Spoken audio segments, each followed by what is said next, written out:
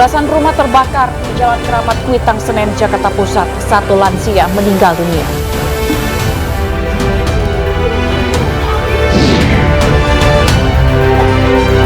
PPATK ungkap lonjakan transaksi hingga triliunan rupiah mengalir untuk kegiatan kampanye.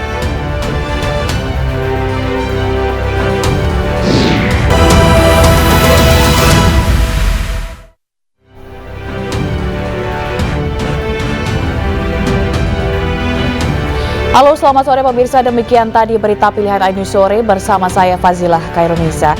Pemirsa, kebakaran melanda permukiman padat penduduk di Jalan Keramat Kuitang, Senen, Jakarta Pusat. Tak hanya menghanguskan belasan rumah warga, api juga mengakibatkan seorang lansia tewas.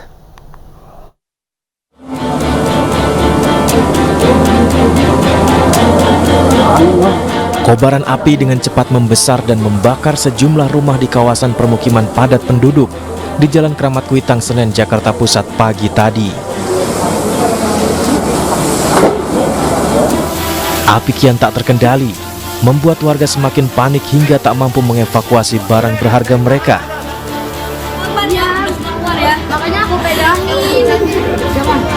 Sejumlah warga menangis histeris hingga jatuh pingsan dan harus dievakuasi menjauh ke tempat yang lebih aman.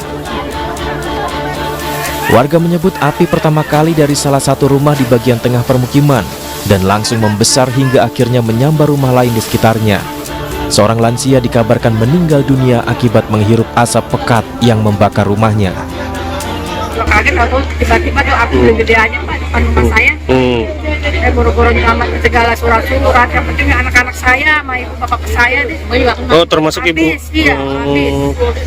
Saya nggak mikir segala macam, yang penting selamatin diri dulu deh. Tembak. Ada berapa rumah Bu jadi total Bu? Kurang lebih tadi 13. 13 ibu. Tapi kan satu rumah bisa berapa kakak itu? Bu, katanya ada yang meninggal dunia. Siap, Bu Hamsa. Itu siapa Bu? Keluarga. 14 unit mobil damkar dikerahkan untuk memadamkan api. Kebakaran berhasil dipadamkan setelah 1 jam lamanya. Api telah menghanguskan 13 bangunan rumah warga. Dari Jakarta, Rani Sanjaya, iNews melaporkan.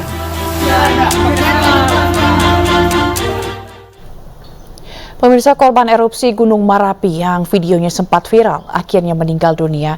Korban sebelumnya dirawat di RSUP Dr. M. Jamil Padang karena luka bakar di bagian organ dalam.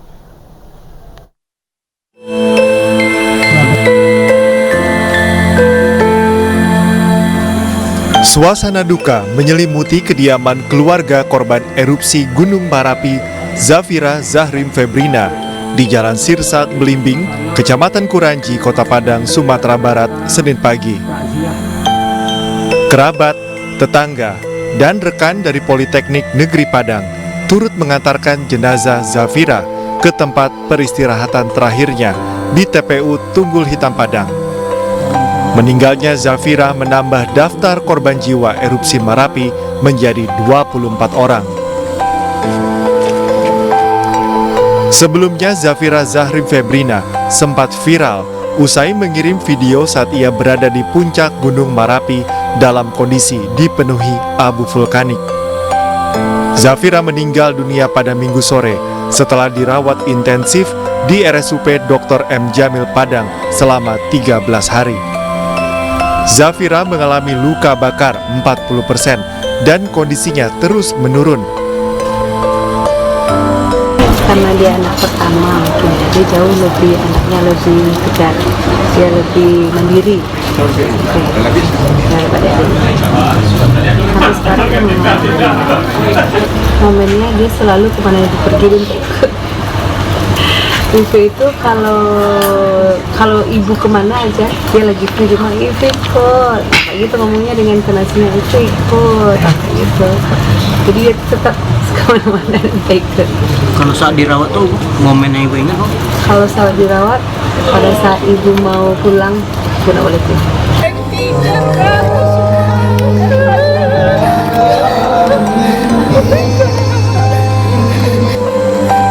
Suasana haru juga menyelimuti prosesi wisuda 2 orang mahasiswa Universitas Negeri Padang yang tewas akibat erupsi Marapi yang digantikan oleh kedua orang tuanya.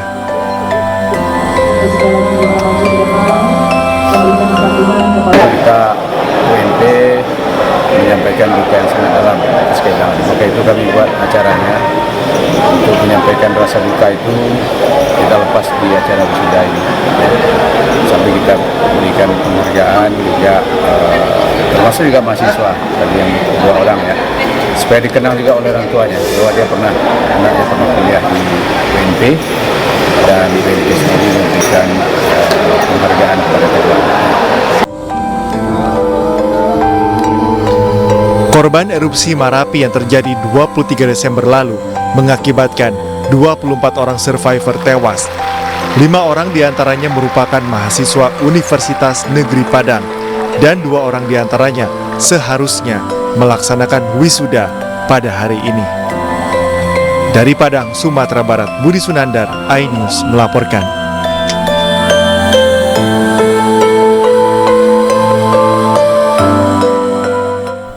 Seorang siswi kelas 6 sekolah dasar dicekoki minuman keras dan diperkosa 4 pemuda yang juga masih di bawah umur di Indramayu, Jawa Barat. Sementara ibu korban meninggal dunia lantaran terkejut mengetahui peristiwa yang dialami putri kesayangannya.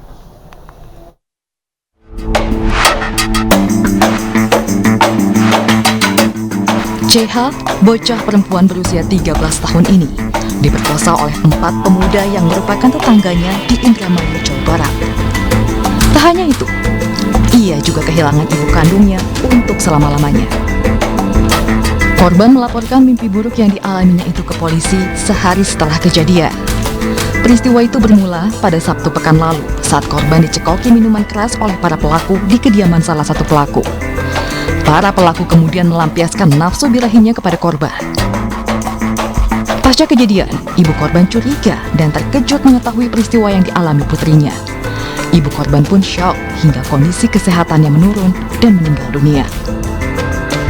Dengan korban anak di bawah umur, dan kemudian setelah menerima laporan tersebut, kami langsung bergerak cepat melakukan langkah awal dengan membawa korban ke dokter atau rumah sakit untuk dilaksanakan visum, kemudian melakukan interogasi kepada para saksi terkait, cek TKP, dan saat ini kita sudah berhasil mengamankan 5 orang. 4 diantaranya sudah kita tetapkan tersangka dan 1 orang lagi kita masih dalam saksi. Keempat tersangka yang juga masih di bawah umur kini masih diperiksa intensif. Sementara korban yang masih duduk di bangku kelas 6 sekolah dasar mengalami trauma berat. Dari Indramayu, Jawa Barat, Toy Iskandar, iNews melaporkan. 4 pelaku pemerkosaan siswi kelas 6 sekolah dasar di Indramayu, Jawa Barat telah diamankan. Diduga masih ada pelaku lainnya yang belum ditangkap. Dan untuk mengetahui informasi selengkapnya, kami telah terhubung dengan Kasat Reskrim Polres Indramayu, AKP Hilal Adi Imawan. Selamat sore, AKP Hilal. Selamat sore, Mbak Jia. Ya, oke. Baik, Pak, ini katanya masih ada pelaku yang belum ditangkap. Bagaimana prosesnya saat ini? Apakah sudah ada perkembangan? Baik, Mbak. Terima kasih atas kesempatan yang diberikan. Jadi, benar, pada hari Senin kemarin kita sudah menerima laporan polisi dari seorang warga terkait adanya tidak pidana persetubuhan dengan korban di bawah umur. Dan alhamdulillah, tidak sampai 12 jam dari korban membuat laporan, kami bisa mengamankan 5 orang pelaku. 4 diantaranya anak di bawah umur dan 1 orang dewasa. Dan diduga juga ada kemungkinan pelaku lainnya. Dan saat ini kita sudah mengantongi identitas dan nama-nama dari pelaku lain tersebut. Dan kami masih dalam proses pencarian. Demikian, baik, Pak. Jadi yang saat ini sudah ditangkap yaitu 5 orang begitu ya, 5 orang pelaku gitu ya. Ini mereka semua yang memperkosa korban? Jadi hasil dari pemeriksaan sementara, jadi benar 5 orang yang sudah kita amankan ini diduga melakukan persetubuhan terhadap korban secara bergantian. Demikian, Pak. Oke, baik. Berarti mungkin bisa dijelaskan lagi kronologisnya, Pak Hilal, bagaimana korban ini katanya awalnya dicekoki minuman keras ya? Baik, Mbak. Jadi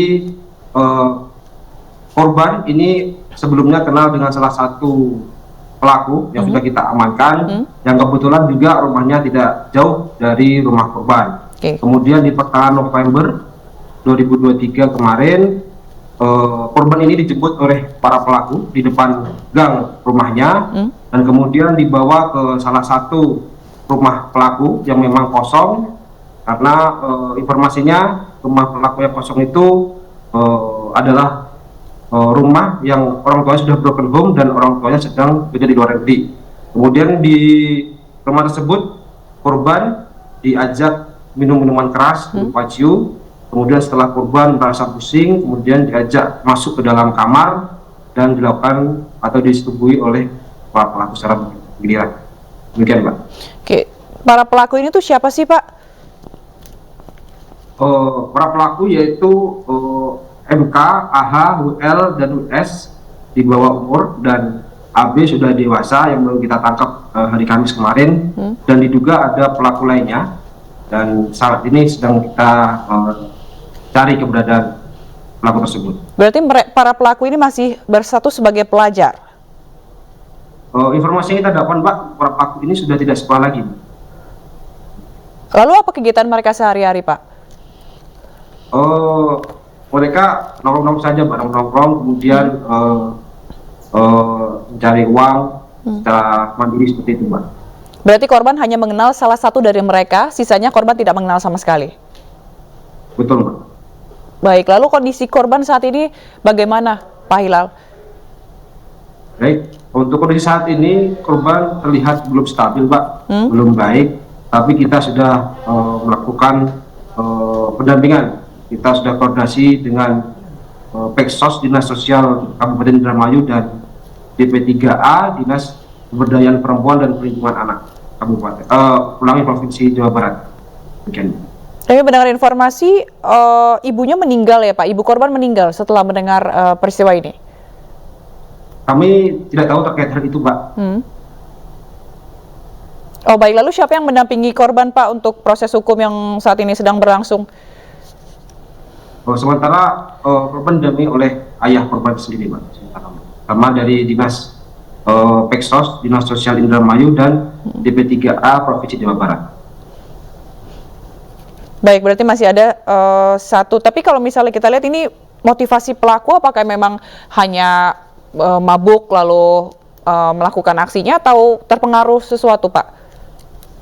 Kami masih mendalami terkait hal tersebut, Mbak, karena memang ada beberapa keterangan antara korban, saksi, dan para pelaku yang belum ada persesuaian. Mengingat memang korban kondisinya saat ini masih belum stabil. Apa aja, Pak, yang belum sesuai pernyataannya? Kami belum bisa jelaskan, Mbak, saat ini, Pak. Baik, kalau begitu kami akan menunggu agar kasus ini segera tuntas begitu ya, Pak, agar pelaku juga segera ditangkap. Terima kasih AKP Hilal Adi Mawan, Kasat Reskrim Polres Indramayu telah bergabung di AINews Sore. Salam sehat selalu. Calon Presiden nomor urut 3 Ganjar Pranowo terus memperkenalkan jargon satset dalam kampanyenya. Kali ini Ganjar ke Wonosobo, Jawa Tengah. Selengkapnya sesaat lagi.